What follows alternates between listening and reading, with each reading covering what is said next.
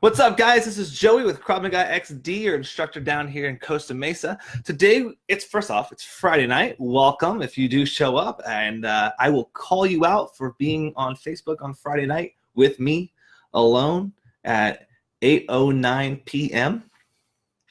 Got nothing going on. So, anyways, thanks for coming along today. We get asked questions all the time, and I'm trying to use this outlet to answer all those questions the best I can. Now, one of the questions we get asked a lot is, when do I fight and when do I avoid it at all cost? Because before you start training self-defense, you naturally don't want to fight anybody because you are very insecure about it. And then when you start training self-defense, you start to become a lot more confident and secure, and you start thinking, shit, dude, I can fight if I need to. And then you start seeing situations and you wonder, like, should I jump in? Like, should I try to get a fight? And the answer is most likely no, first off.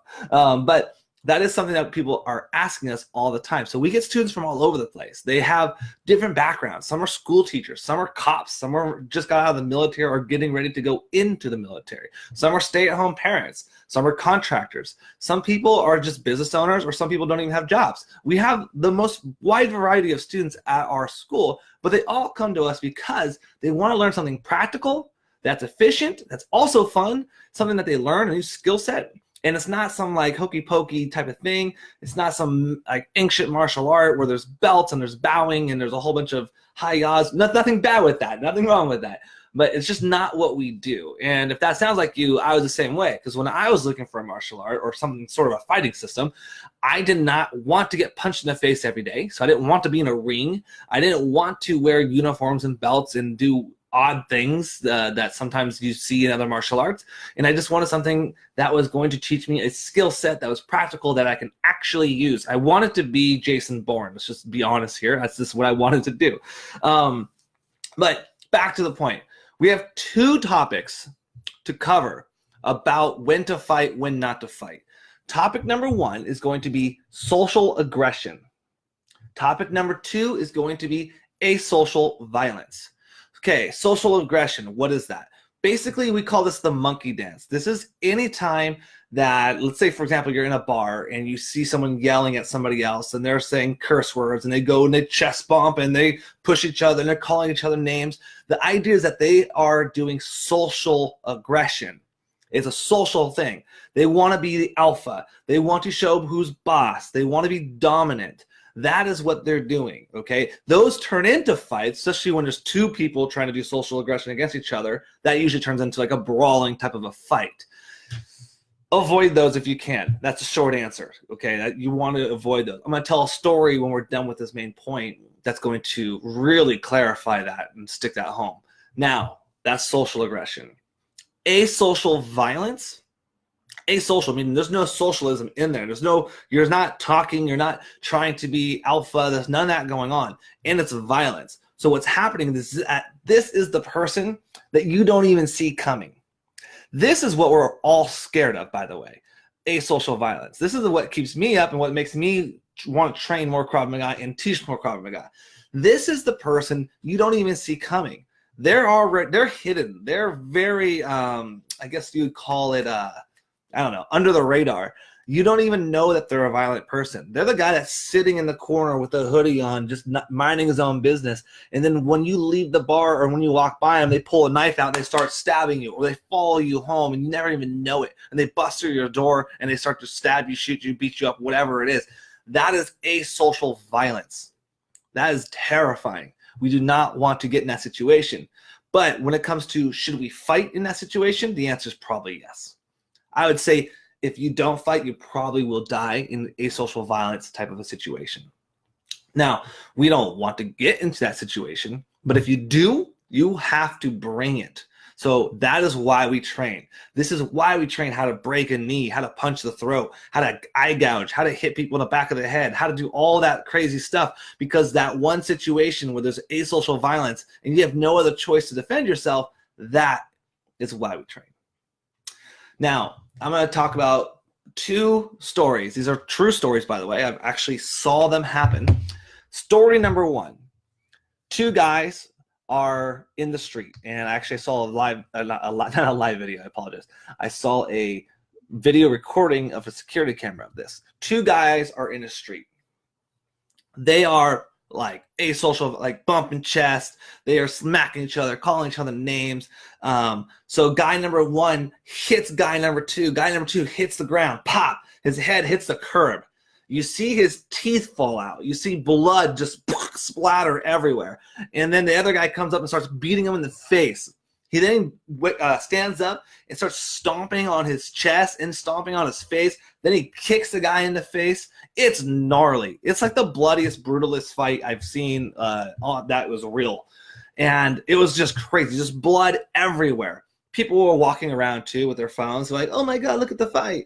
And that just pissed me off even more because no one was helping this poor dude that was getting his face beat in.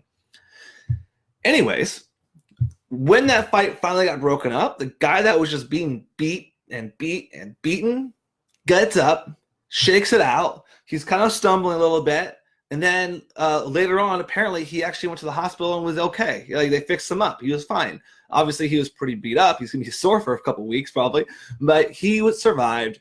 He was okay. So crazy, right? Total chaos. He ended up going home. He was ended up being okay. Story number 2. This is going to be a little bit less intense. So basically, it's in a bar setting. This is actually another security camera I saw. I was doing some case studies on this stuff.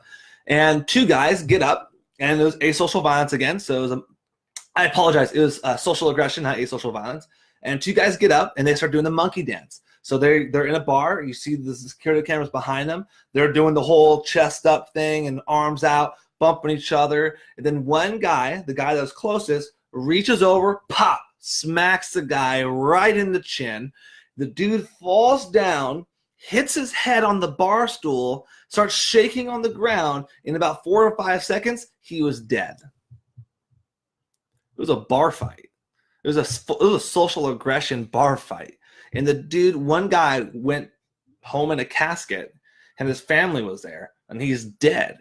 The other guy, who is probably not a bad person, he's in jail. Right now, as we speak, he's in jail.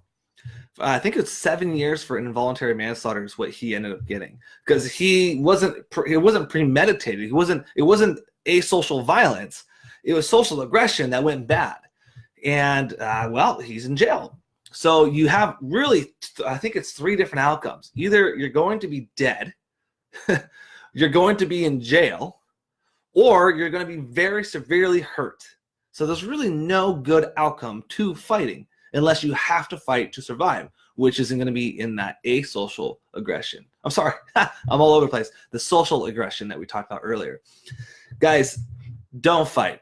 The moral of the story is, if you can avoid it at all costs, be the bigger guy, walk away, or woman, walk away, de-escalate. Someone tries to get in the monkey dance with you, do whatever you can do to just not fight. Because if you accidentally hit him too hard because you're training and you're good at fighting now, and that guy falls and breaks his head, you go to jail. We don't need that, okay? If you are in a violent situation, asocial violence, and someone just kicks through your door, starts charging at you with bats or knives or whatever, you better fucking fight. And if you do fight, you got to mean business, and you got to put an end to that fight as soon as humanly possible. So use your training, break the knees, punch the throat, hit the back of the head, use whatever tools you have around you, and get the fight over with as soon as possible, and so you have the least amount of damage, okay? So those are the main points to that.